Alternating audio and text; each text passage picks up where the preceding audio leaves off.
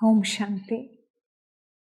कल सेशन में हमने इस सृष्टि को चक्र से कंपेयर किए, साइकिल से कंपेयर किए।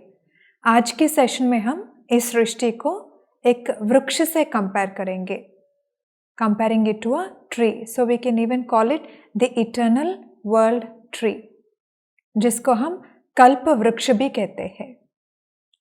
Yesterday we saw how in the cycle of time we had the 4 ages, सतयुग, त्रेता, द्वापर, कलयुग, एक के बाद एक। तो हम यहाँ साइकिल से कंपेयर किए तो हमको आसानी से पता चला कि कलयुग के बाद फिर से सतयुग आएगा। तो इस चक्र से कंपेयर करते समय हम कुछ कॉन्सेप्ट्स कल डिस्कस किए। आज जब हम इस सृष्टि को वृक्ष से कंपेयर करेंगे और कुछ कॉन्सेप्ट्स का क्लियरेंस मिल जाएगा। जब हम सृष्टि को वृक्ष से कंपेयर करेंगे तो first and foremost thing here is, अगर इस सृष्टि को वृक्ष से कंपेयर करेंगे तो who will be the seed for this वृक्ष? मनुष्य सृष्टि रूपी वृक्ष का बीज कौन होगा? मन में आ गया उत्तर? मनुष्य सृष्टि रूपी वृक्ष का बीज होगा डायरेक्ट परमात्मा himself.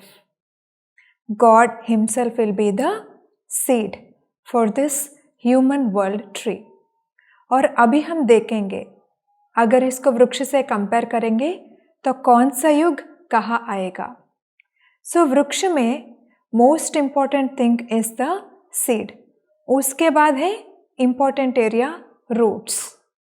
Roots are the most important area next to the seed.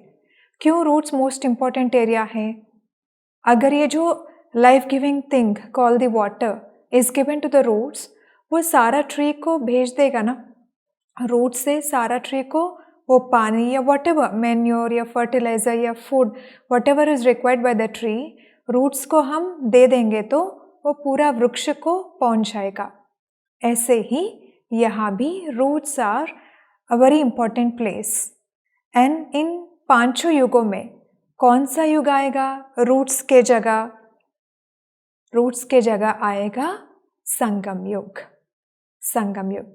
कल हम इस सृष्टि को चक्र से कंपेयर करते समय हम सतयुग को रेफरेंस पॉइंट लेना, क्योंकि सृष्टि तो अनादि है, चक्र तो अनादि है। So you can't talk of a starting point और एन एंडिंग पॉइंट। लेकिन हाँ, रेफरेंस के लिए कल हमने सृष्टि का वो समय लिए जब इस धरती पर बहुत कम लोग थे and the earth was in its newest form, when earth was fresh.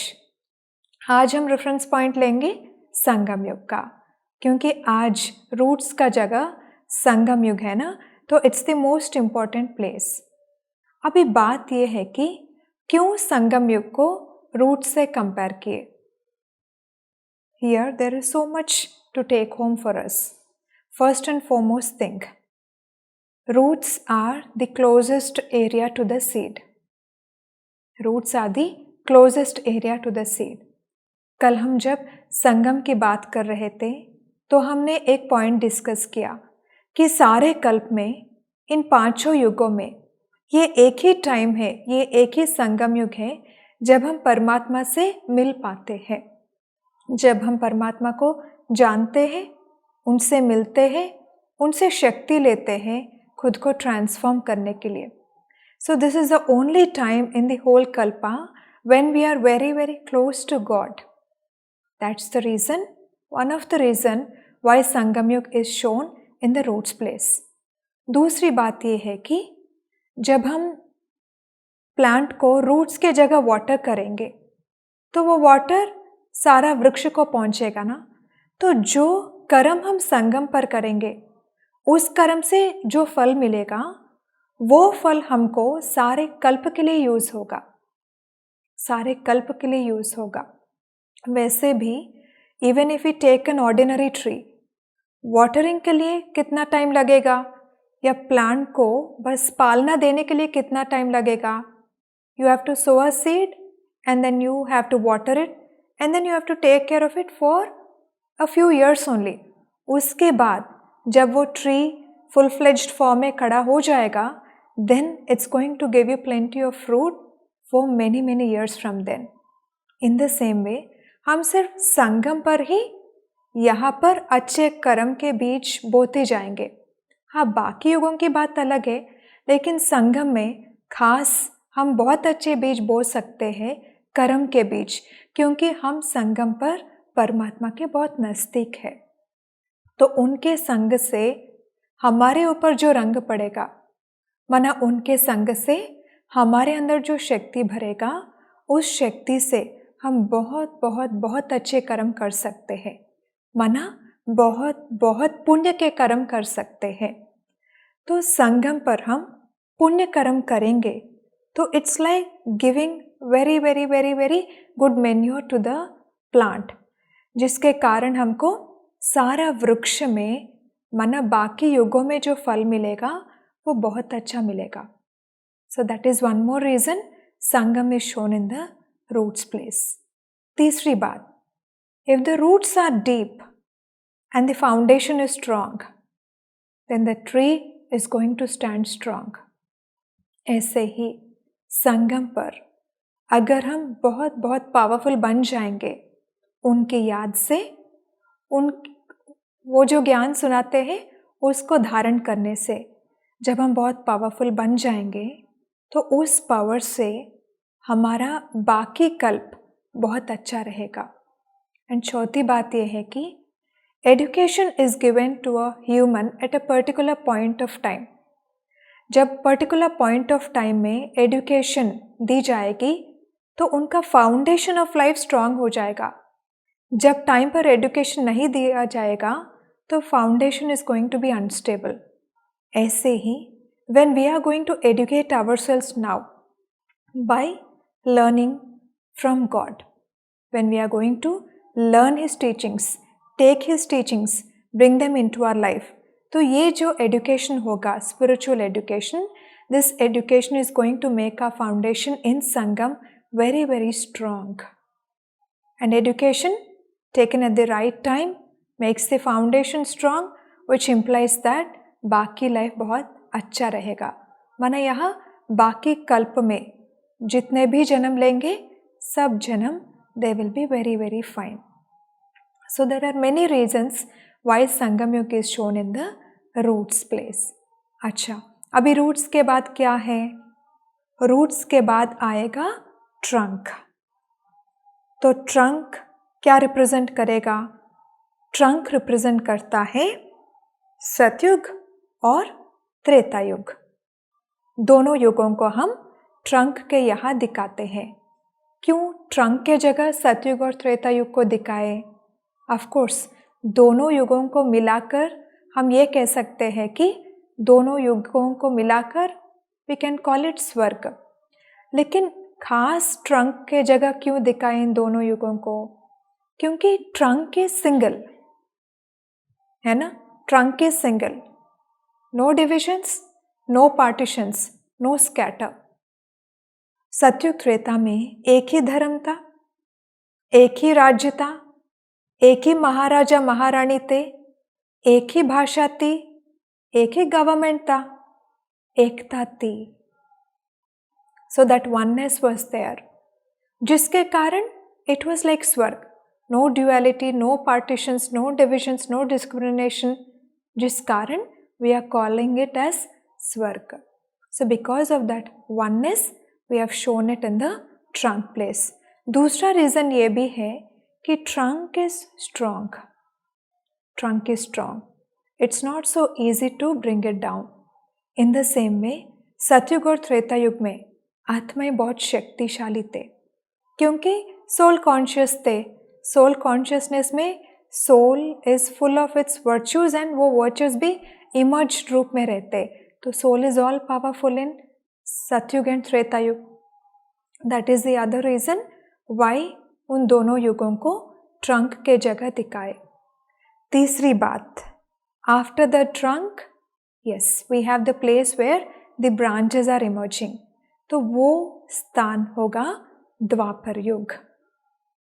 We have different religions being established in different parts of the world, है ना. एक जगह इस्लाम, एक और जगह बुद्धिज़्म, एक और जगह कुछ और। तो अलग अलग धर्म अलग अलग जगह या अलग अलग कंट्रीज में एस्टैब्लिश होते गए। सो द्वापर युग is full of this branches, माना डिविजन्स, माना पार्टीशंस। तो क्या हो जाएगा, because of so many partitions वृक्ष का स्ट्रेंथ ब्रांचेस से लेके थोड़ा थोड़ा कम होता गया। That's what we have shown yesterday also. Dwapar Yug में सोल कॉन्शियसनेस से बॉडी कॉन्शियसनेस की तरफ शिफ्ट हो गए। बॉडी कॉन्शियसनेस माना I, me, myself, confining myself to this शरीर। जब ये कन्फाइनमेंट होगा तो देन स्वार्थ स्टार्ट्स। जब स्वार्थ शुरू हो जाएगा, मी फर्स्ट, आई फर्स्ट, जब ये शुरू हो जाएगा तो then those desires, if they are not satisfied, anger, and I want more and more now for myself, so greediness, and I feel I and they are mine, they are not mine, so attachment, and I above everyone, so ego. So द्वापर से लेकर के so many negativity start just because of one solid reason, I shift towards body consciousness. तो उसी समय जब आत्मा degradation की तरफ जाएगी तब ये धर्म पिताएं आते धर्म स्थापन करने, ताकि they will try at least to sustain the world to some extent. लेकिन करते जाते रिलीजन्स एस्टैब्लिश होते जाते, but the soul has already entered into the dark phase. तो धीरे धीरे धीरे डिग्रेडेशन शुरू हो जाएगा, एंड डिग्रेडेशन जब तक कलयुग आ जाएगा तो और बढ़ता जाएगा। एंड जब कलयुग आ जाएगा तो क्या हो गया, एटलीस्ट द्वापर युग में ब्रांचेस में थोड़ा बहुत स्ट्रेंथ था। कलयुग जब शुरू हुआ तो क्या हुआ, इन ब्रांचेस में भी divisions, small small small small टालियाँ, स्मॉल स्मॉल ट्विग्स में क्या शक्ति होगी। इसलिए कलयुग में every day you find a new cult emerging, every day you find a new sect forming here and there, लेकिन बिल्कुल शक्ति नहीं है। द्वापर युग में धर्मों में जो शक्ति था, कलयुग में ये छोटे छोटे कल्ट्स जो भी इमर्ज होते जा रहे हैं, and they are dissolving very quickly also, बिल्कुल शक्ति नहीं है। और कलयुग के बाद क्या हो जाएगा, see a tree starts from a seed, and then roots emerge, and then the trunk forms, and then the branches emerge, and then the tree grows completely. Once the tree grows completely, it reaches a stage where it can't grow anymore. When a tree can't grow anymore, क्या हो जाएगा, state of decay धीरे धीरे शुरू हो जाएगा, and it reaches a critical stage जब वो tree before it's completely finished, उसके पहले ही from the old tree a seed will be planted, माना एक नया सैपलिंग उससे हम ले सकते हैं। ऐसे ही ये जो मनुष्य सृष्टि रूपी वृक्ष है, ये ट्री टोटल डीके की तरफ तो जा रही है, अभी almost it has reached the final stage of decay final stage माना उसके बाद इट्स फिनिश्ड, उसके बाद इट जस्ट फॉल्स डाउन। लेकिन उसके पहले ही क्या हो रहा है, from this tree a new sapling is being planted for a new cycle to start. माना कलयुग के बाद सतयुग शुरू होना है, उसके लिए संगम में एक नया सैपलिंग हम प्लांट कर रहे हैं, लेकिन परमात्मा की मदद से। भगवान का इंटरवेंशन होता है संगम पर, just for planting a new sapling. तो कलयुग के बाद क्या हो जाएगा, संगम आएगा। Yesterday it was in the form of a cycle, तो हमको आसान हुआ देखने के लिए, हाँ कलयुग के बाद फिर से सतयुग है। लेकिन अभी हम ट्री से कंपेयर कर रहे हैं, तो थोड़ा सा yes it's just something which we need to understand कि इसके बाद कंप्लीट कलयुग के बाद संगम युग शुरू हो जाएगा। अभी बात यह है कि what is there for me to learn from it?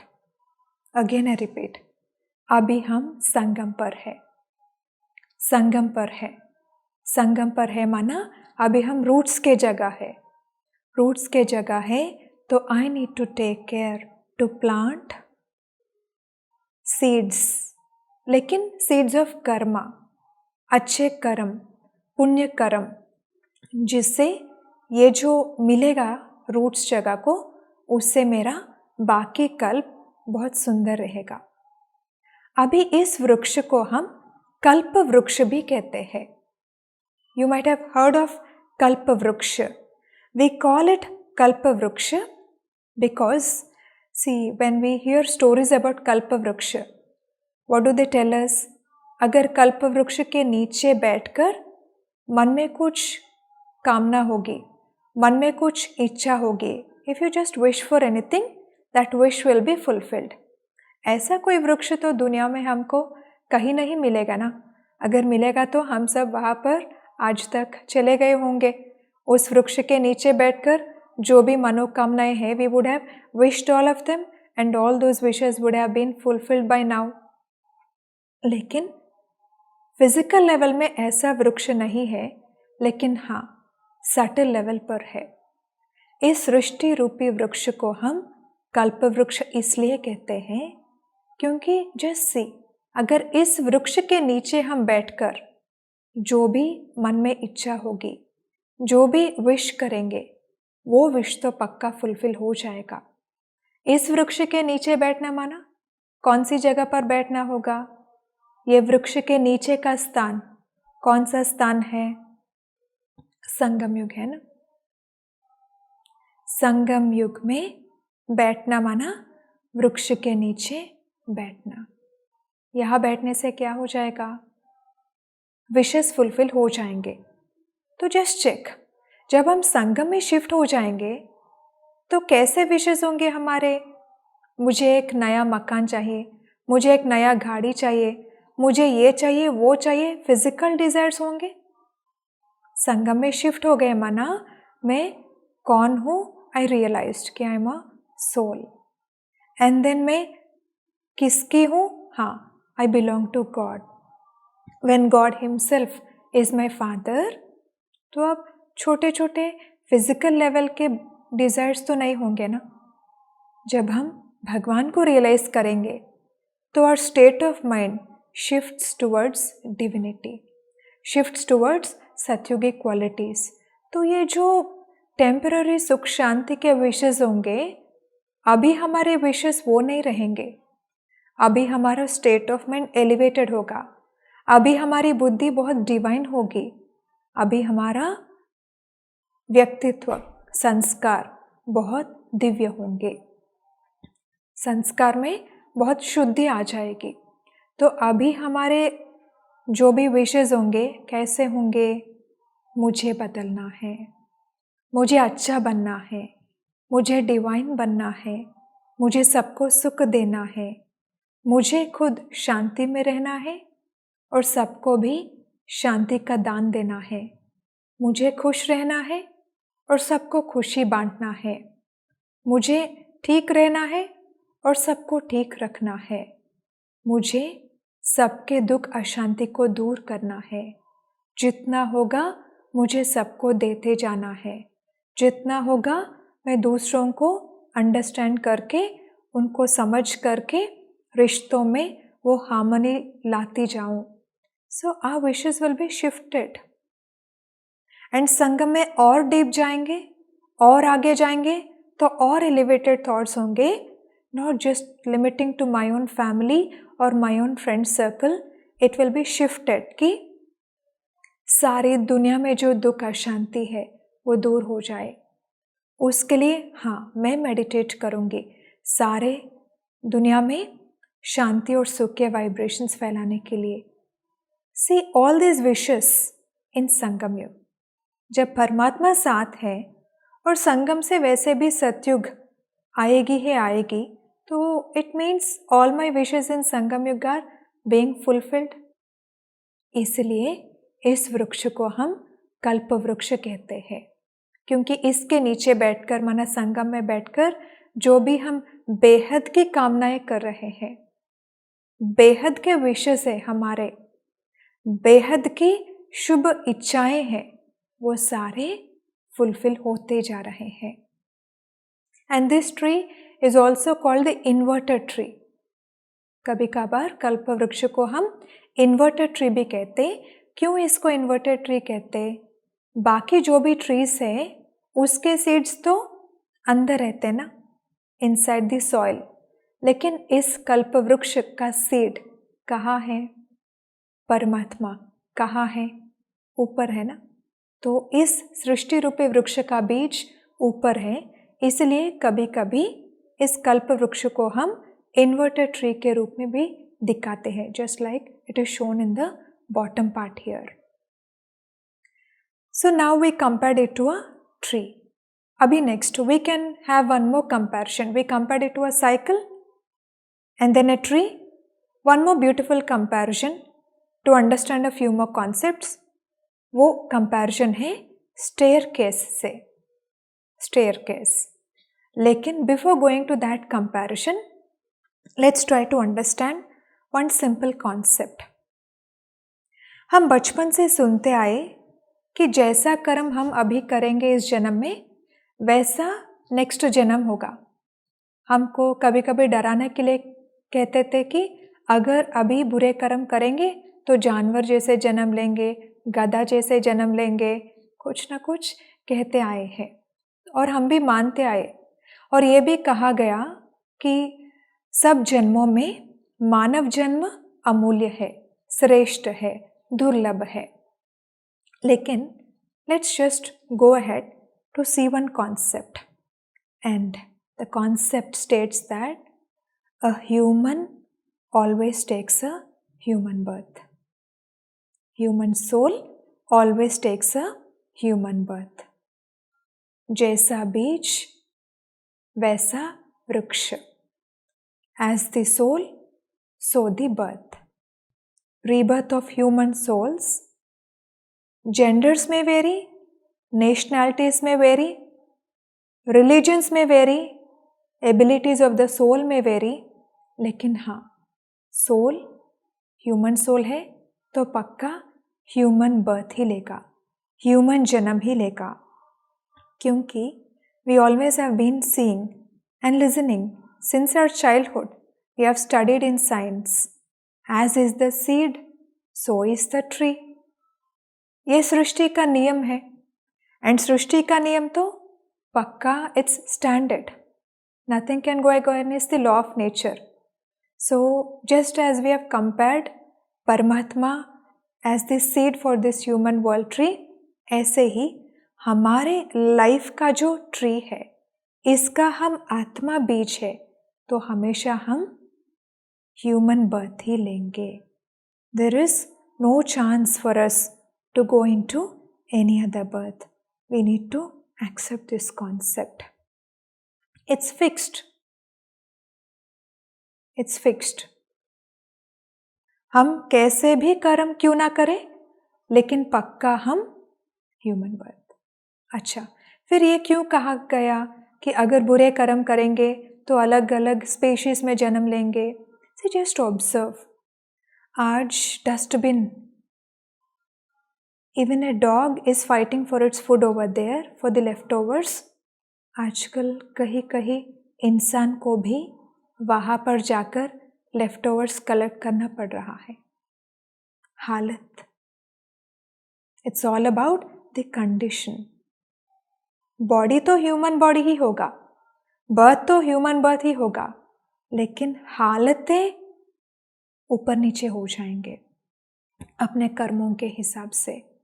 Not that our body changes, not that species changes. It's fixed. नहीं तो आजकल देखिए कई घरों में जानवरों को बहुत प्यार मिलता है. घर में जो लोग हैं उनसे ज़्यादा घर में जो पेट्स है उनको बहुत प्यार मिलता. कौन सा अच्छा कर्म किया है वो पेट कि इस जन्म में it has such a good owner now to take care of it. है ना. इट्स ऑल अबाउट माई कर्म. कौन सा कर्म मैं करूँगी, दैट मैटर्स अ लॉट. अच्छा, अभी क्लियर है कि हम कौन सा जन्म लेंगे. हमेशा मनुष्य का ही जन्म लेंगे. नाउ स्टार्टिंग राइट फ्रॉम सतयुग टिल कलयुग एंड टू संगम युग, कैसे चला हम सबका journey. The story of rise and downfall of Bharat. So it all started at Satyug. Again we'll take Satyug as reference point. And Satyug में कैसी थी दुनिया? Heaven थी. Heaven थी. And each युग में 1250 years है ना. Very interesting thing here. In all these 1250 years, you know, we just take 8 births. Satyug में soul pure है ना, तो because of the purity of the soul, शरीर का आयु भी बहुत ज़्यादा होगा. And the soul lives to its complete आयु, complete lifetime. सतयुग त्रेता युग में स्वर्ग है ना, impurity नहीं है ना, तो indefiniteness नहीं है, इसलिए अकाल मृत्यु कभी नहीं होते. The soul lives to its fullest.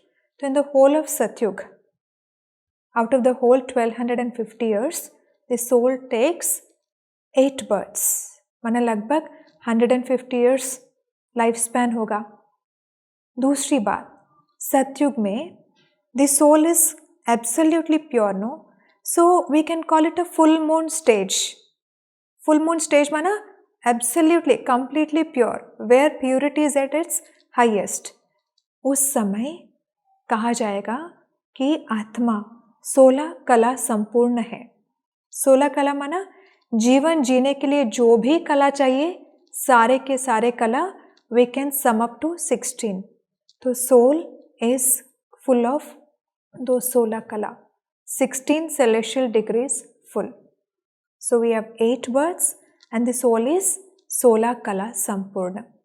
And सतयुग में बहुत कम लोगों से दुनिया शुरू होगी ना, so it just starts with 9 lakhs population. That's all. अभी हम जिस सिटी में रह रहे हैं, वो एक सिटी का पॉपुलेशन है more than 9 lakhs. लेकिन सतयुग में सारी दुनिया का population just starts with 9 lakhs. लेकिन हाँ, ये 1250 years जब बीत जाएगा, देन धीरे धीरे धीरे आत्माएं ऊपर से नीचे आते रहते एंड देन पॉपुलेशन धीरे धीरे इंक्रीज होगा. But one thing here, in Satyug soul is completely pure. So then you call the stage of the soul as sato pradhan. Yesterday we saw about Sato, Rajo, Tamo. Pure, medium, impure. Sato में भी highest. Purity में भी highest. इसलिए सतो pradhan stage में थी आत्मा सतयुग में. अभी हमको ऐसा स्टेज तक पहुंचना है. And then Treta started. Treta में, yes, we call it Silver Age. Treta में आउट ऑफ दोज 1250 years हम 12 जन्म लेते हैं, 12 births. थोड़ा सा लाइफ स्पैन सतयुग से कंपेयर करने से थोड़ा सा कम हो जाएगा. हाँ, प्यूरिटी तो है, लेकिन if you say that the soul is in sato pradhan stage in Satyug, you can say in Treta it is in sato stage. और जो 16 कला थे सतयुग में, quarter the time is over now after the kalpa started. So you can say Treta में 2 कला कम हो गए, 14 कला थे. और सतयुग में शुरुआत में 9 लाख पॉपुलेशन थी.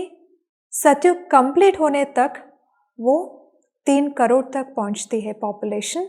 एंड त्रेता कंप्लीट होने तक 33 करोड़. आप सुने होंगे ना, साउथ इंडिया में ज़्यादातर कहा जाता कि 3 करोड़ देवी देवताएं हैं. एंड नॉर्थ इंडिया में mostly it is said 33 crore देवी देवताएं हैं. Both of them are true. सिर्फ सतयुग की देवताओं को लेने से, काउंट लेने से, हाँ, 3 करोड़ है. सतयुग और त्रेता युग दोनों को मिलाकर पॉपुलेशन देखेंगे तो 33 करोड़. सो दिस इज हाउ. लेकिन देखिए 1250 plus 1250, half the cycle is over. So for these 2500 years, the population has just reached 33 crores. लेकिन उसके बाद द्वापर कलयुग, अनदर 2500 years, अभी कलयुग में कितना हो गया population? How many times it has increased, है ना? So the next thing is Dwapar. Dwapar में बस एक ही एक बात याद रखना है, shift of human consciousness from soul consciousness to body consciousness. तो आत्मा का स्टेज कैसे हो गई? अभी न सतो प्रधान है आत्मा, न सतो स्टेज में है, माना प्यूरिटी इज लॉस्ट. इसलिए आत्मा इज इन रजो, माना मीडियम. मीडियम क्योंकि बहुत इम्प्योर भी नहीं बन गई, तो मीडियम. लेकिन द्वापर से क्या हो गया? सतयुग त्रेता में आत्मा प्योर थी तो फुल थी, वो फुलनेस एक्सपीरियंस होता था सोल को. द्वापर से इम्प्योरिटी शुरू हो गई तो क्या हो गया? Soul somewhere started feeling empty, somewhere it started feeling hollowness, somewhere it started feeling I'm not full, I need someone else to make me full again, I need someone else to empower me. इसलिए द्वापर से आत्मा भगवान को याद करना शुरू करेगी. सतयुग त्रेता युग में आत्मा भगवान को याद नहीं करती. Soul doesn't remember God at all in Satyug Treta. आत्मा देवता जैसी थी, देवताओं के बीच में थी, तो फिर से परमात्मा को याद करने की दरकार क्या है? इसलिए कहा गया दुख में सिमरन सब करे, सुख में करे ना कोई. सुख में करे ना कोई. सतयुग त्रेता में no one remembered God at all, but they were fine. And Dwapar से जब आत्मा स्टार्टेड बिकमिंग इम्प्योर, आत्मा started becoming khali, then it starts remembering God because it needs someone to fill it again. इसलिए द्वापर से यह भक्ति शुरू होगी. द्वापर से शुरू होता है भक्ति. सतयुग त्रेता युग में भक्ति की बात ही नहीं है. एंड द्वापर में भक्ति शुरू हुई. And see anything has to cross the stage of sato rajo तमोनो, तो भक्ति भी ये 3 स्टेजेस क्रॉस होगी. भक्ति शुरुआत में सतो थी. सतो माना एक ही एक भगवान को याद करते थे, एक ही एक भगवान का पूजा पाठ करते थे, और वो भी बहुत सिंसियरिटी थी, बहुत प्यार से करते थे, बहुत प्यार से करते थे. मतलब से नहीं करते थे, मोहब्बत से करते थे भगवान का पूजा पाठ, prayer, whatever. Because in Hinduism this thing called भक्ति स्टार्टेड. बाकी रिलीजन्स में रिलीजियस फाउंडर्स आए तो they have different practices in different religions, but we can call all together as bhakti, mana remembering God, trying to connect to him. तो द्वापर की शुरुआत में भक्ति सतो में थी, माना भक्ति was pure, तो they used to pray only God, only God, only that light. लेकिन द्वापर धीरे धीरे धीरे as it moved ahead, भक्ति भी फिर सतो से रजो तमो में आ जाएगी. तो क्या हुआ? उसके बाद धीरे धीरे man started praying anything and everything. Initially he started praying परमात्मा, उसके बाद देवी देवताओं, उसके बाद ये रिलीजियस फाउंडर्स, वहाँ तक भी ठीक था. लेकिन उसके बाद every tree, every plant, every hill, every mountain, every animal is also praying human today. Human की प्रार्थना आज कर रहे हैं. जिसको याद करने से उनका काम हो जाएगा, he feels that is God and he starts. Now there is no wonder even if I pray this mic or this chair, जिनकी पूजा करने के बाद या जिनकी प्रार्थना करने के बाद इच्छा पूरी हो जाएगी, सॉरी टू से blind faith increased, blind faith increased. तो जो मन में आता गया बस वो करते गए, और वो जो प्रैक्टिस है कलयुग में और बढ़ता गया.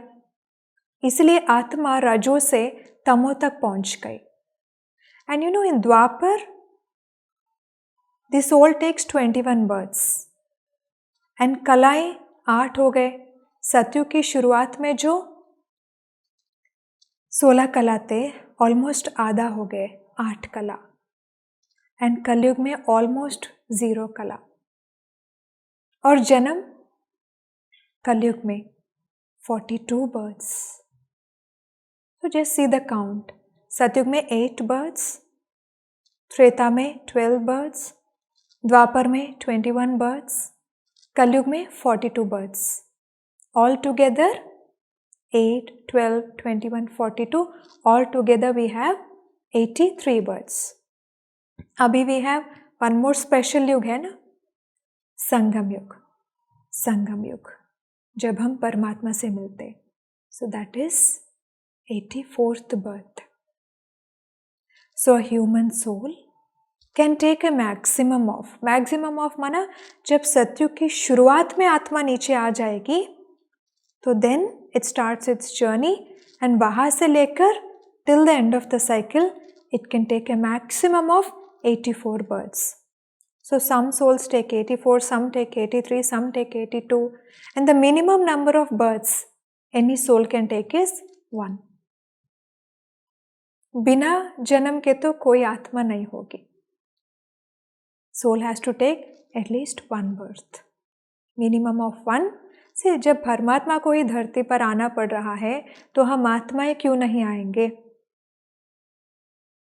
Minimum of 1, maximum of 84। लेकिन द्वापर कलयुग में अगेन दुनिया हैज बिकम इम्परफेक्ट, नो? सो कहीं कुछ डेफिनेटनेस नहीं है, इसलिए you can't say how long a human can live. है 21 जन्म और है 42 जन्म, लेकिन you can't say how long they will live. They may live for a second, they may live for 100 years. It varies. So this is about this staircase comparison. अभी कल we had this question, no? कि जब आत्माएं सतयुग में आएगी तो बाकी आत्माएं उस समय कहाँ रहेंगे? See, to start off here, earlier also we discussed, हम सबके पास 2 अकाउंट्स है, याद है ना? एक पाप का अकाउंट, एक पुण्य का account. These are mutually exclusive accounts, माना ये अकाउंट अलग है, पुण्य का अकाउंट अलग है। ये नहीं कि ये कम होगा तो ये बढ़ेगा या पुण्य बढ़ेगा तो पाप कम हो जाएगा, no. Both of them are different accounts. हम सब आत्माएं कलयुग से संगम क्रॉस करके क्या होगा? ऊपर चले जाएंगे, परम धाम चले जाएंगे। जस्ट अ सिंपल एग्जाम्पल, जब हम नया घर बनाते हैं, लेकिन जहाँ पुराना घर है उसको ही तोड़कर नया घर बनाना है, तो बीच में हम और कहीं जाकर रहेंगे ना। ऐसे ही अभी हम पुरानी दुनिया में हैं, हमको यहाँ ही नई दुनिया चाहिए। अभी नई दुनिया यहाँ ही बनने वाली है, तो जब तक ये पुरानी नई एब्सोल्युटली बन जाए तब तक हमें बीच में कहीं और जाना है। तो हम स्टेज पर हैं, ड्रामा चल रहा है, हमारा एक्टिंग अभी कंप्लीट हो जाएगा, ड्रामा कंप्लीट हो जाएगा। टेकिंग रेफरेंस पॉइंट एज कलयुग और संगम युग, ड्रामा कंप्लीट हो जाएगा तब हम इस शरीर रूपी कॉस्ट्यूम को यहाँ ही छोड़कर, इस ड्रामा वाली कॉस्ट्यूम को यहाँ ही छोड़कर हम सब आत्माएं परमधाम चले जाएंगे। लेकिन जब हम आत्माएं परमधाम से नीचे आते हैं तो आना भी पता है कैसे होगा? जब एक स्कूल बस स्टार्टिंग पॉइंट से लेके destination point is the school, starting point में कोई बच्चे चढ़ते, as it goes ahead second stop में और बच्चे चढ़ते, थर्ड स्टॉप में और बच्चे चढ़ते, फोर्थ स्टॉप में और चढ़ते, लेकिन डेस्टिनेशन तक कोई नीचे नहीं उतरते ना। जब डेस्टिनेशन आ जाएगा तो सारे के सारे बच्चे उतर जाते। ऐसे ही जब ये जर्नी शुरू होगी, साइकिल शुरू होगा, तो वहाँ से हम नीचे आते। सतयुग में थोड़े आत्माएं नीचे आते, बाकी सब उस समय वहाँ ही रहते। ठीक है, टेकिंग रेफरेंस पॉइंट हियर सतयुग। सतयुग में घर से थोड़ी आत्माएं नीचे आते। ड्रामा का सीन 1 है। धीरे धीरे धीरे धीरे सीन 1 में आत्माएं नीचे आते जाते। Treta is seen 2। सीन 2 में और थोड़े एक्टर्स ऐड होते जाते, लेकिन सीन 1 में जो थे वो ड्रामा में यहाँ ही होंगे। जब सीन 1 में होंगे या सीन 2 में होंगे, जब तक ड्रामा पूरा नहीं होगा कोई वापस नहीं जाएंगे। तो सीन 1 के एक्टर्स भी हियर ओनली। सीन 2 शुरू हुआ त्रेता, तो और थोड़े नीचे आएंगे and they start playing the roles along with those scene 1 actors. अभी सीन 3 द्वापर युग, और थोड़ी आत्माएं नीचे आएंगे, लेकिन सीन 1 और सीन 2 के भी यहाँ पर ही है। So scene 3 actors start taking births along with scene 1 scene 2 actors, and scene 4 है कलयुग, और थोड़े नीचे आएंगे, लेकिन सीन 1 2 3 के एक्टर्स के साथ they start playing their roles. माना all these are taking births rebirths, and scene 4 के एक्टर्स भी ऐड हो जाएंगे। इसलिए पॉपुलेशन बढ़ता जा रहा है, इसलिए पॉपुलेशन बढ़ता जा रहा है। याद है पिछले जमाने में हर घर में कितने बच्चे होते थे? एक एक फैमिली में 10 चिल्ड्रन, 15 चिल्ड्रन, एंड डेथ्स की बात हम कभी कभी ही सुनते थे। Somewhere someone died, that's all. और आज इन एवरी फैमिली इधर 1 या maximum 2 children, and deaths newspaper open करते ही यहाँ इतने लोग मर गए, वहाँ उतने लोग मर गए, मास डेथ्स आर अकरिंग। तो पहले बर्थ्स ज़्यादा थे हर घर में, डेथ्स की बात कभी कभी ही हम सुनते थे। अभी बर्थ्स बहुत कम दिखाई दे रहे हैं, डेथ्स बहुत ज़्यादा दिखाई दे रहे हैं, फिर भी पॉपुलेशन क्यों बढ़ता जा रहा है? बिकॉज सीन 1 में जो आए दे आर कंटिन्यूइंग, सीन 2 के भी कंटिन्यूइंग, माना ऊपर से जो नीचे आ रहे हैं दे आर कंटिन्यूइंग, एंड जो ऑलरेडी है दे आर ऑलरेडी हियर। तो आते ही जा रहे हैं, ऐड होते ही जा रहे हैं, वापस कोई नहीं जा रहे हैं, because drama has not yet ended. Drama का एंडिंग पॉइंट अभी नहीं आया है। So all the actors are on the stage now. बाकी जो भी बच्चे हैं वो भी आ जाएंगे, एंड जब सभी आ जाएंगे तो everyone has enacted their role, तब हाँ ड्रामा कंप्लीट हो जाएगा। तब एकदम से हम destination again going back home together, drama finished, चले जाएंगे घर, सब मिलकर चले जाएंगे घर। So when soul yesterday we are asked no कि जब सतयुग में आत्माएं नीचे आते, थोड़े ही आते, तो बाकी सब कहाँ होते? परम धाम में होते हैं। ठीक है, now we will meditate and I will take the rest 2 questions after meditation. आज हम क्या करेंगे मेडिटेशन में? आज हम मेडिटेशन में परमधाम चले जाएंगे, बाबा से मिलेंगे, माना भगवान से मिलेंगे, उनको थैंक्स देंगे हमको संगम में आने का चांस देने के लिए, एंड उनसे शक्ति लेंगे बहुत अच्छे कर्म करने के लिए, पुण्य कर्म करने के लिए, ताकि मैं संगम युग में पुण्य कर्म का बीज बोकर खुद के लाइफ का वृक्ष को बहुत फ्रूटफुल बनाऊं। ठीक है,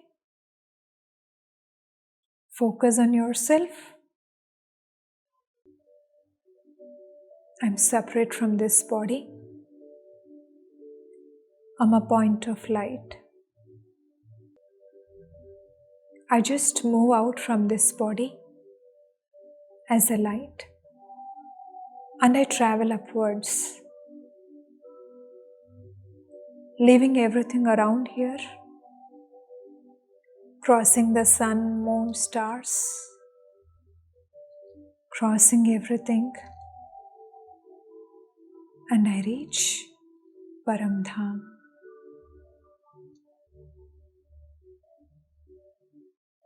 मैं आत्मा परमात्मा के साथ हूँ।